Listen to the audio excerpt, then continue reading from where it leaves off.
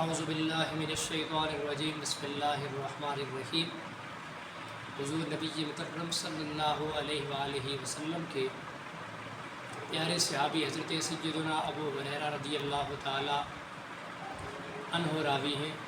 آپ فرماتے ہیں نبی مکرم صلی اللہ علیہ وآلہ وبارک وسلم کی بارگاہ میں صحابہ اکرام علیہم الرضوان تشریف فرما ہے۔ اللہ کے نبی صلی اللہ علیہ وآلہ وسلم نے ہمیں خطبہ دیا۔ نبی مکرم صلی اللہ علیہ وسلم نے ارشاد فرمایا، لوگوں تم پر حج فرض قرار دیا گیا ہے، پس تم اللہ کے گھر کا حج کیا کرو۔ صحابہ اکرام علیہم الرضوان میں سے ایک شخص کھڑا ہوا، اس نے عرض کیا ہے کونین کے آقا، کیا ہر سال حج فرض ہے؟ اللہ کے نبی صلی اللہ علیہ وسلم خاموش رہے۔ اس نے دوسری مرتبہ پھر یہی سوال دہرایا، حضور نبی رحمت خاموش رہے۔ پھر جب تیسری مرتبہ اس نے اپنا سوال دہرایا، اللہ کے نبی صلی اللہ علیہ وآلہ وسلم پھر بھی خاموش۔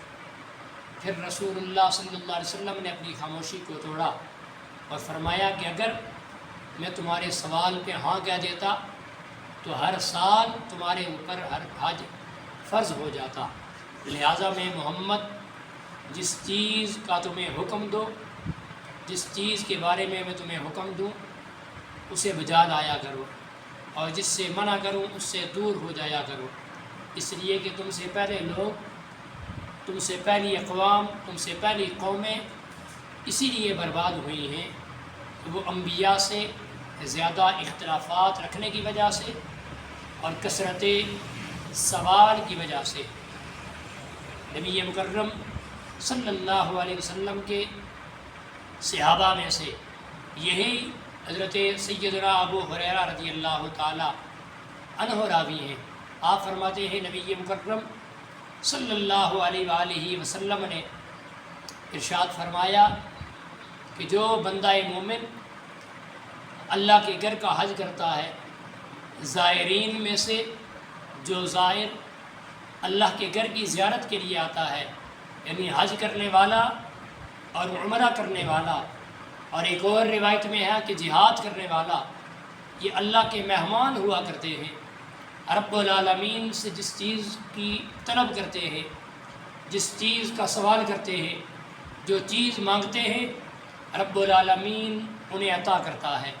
اگر رب سے اپنے گناہوں کی بخشش، مغفرت اور معافی مانگیں تو رب العالمین انہیں معاف فرما دیتا ہے۔ حضرت عبداللہ ابن عباس رضی اللہ تعالی عنہ، اور کون عبداللہ ابن عباس جنہیں میرے نبی مکرم صلی اللہ علیہ وسلم نے اپنے سینے کے ساتھ چمٹا کر علم کی دولت اور علم کی دعا عطا فرمائی۔ کون عبداللہ ابن عباس؟ قرآن کے سب سے پہلے مفسر، قرآن کی سب سے پہلی تفسیر ابن عباس، تفسیر تنویر المقیاس رکھنے والے عبداللہ ابن عباس وہ راوی ہیں۔ فرماتے ہیں نبی مکرم صلی اللہ علیہ وسلم نے ارشاد فرمایا کہ حج کرنے والا گناہوں سے نکل کر مغفرت کی طرف، نیکی کی طرف آ جاتا ہے، یہاں تک کہ اسے رب العالمین بخش دیتا ہے۔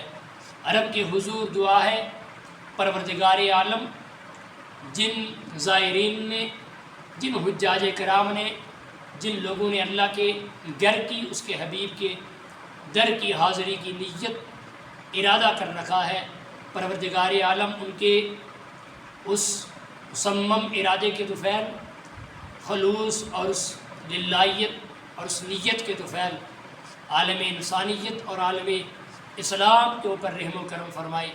بالخصوص فلسطین کے نہتے مسلمانوں کی روح القدس کے ذریعے رب العالمین فتح و مدد فرمائے اور انہیں فتح و نصرت عطا فرمائے۔ وآخر دعوایا ان الحمد للہ رب العالمین۔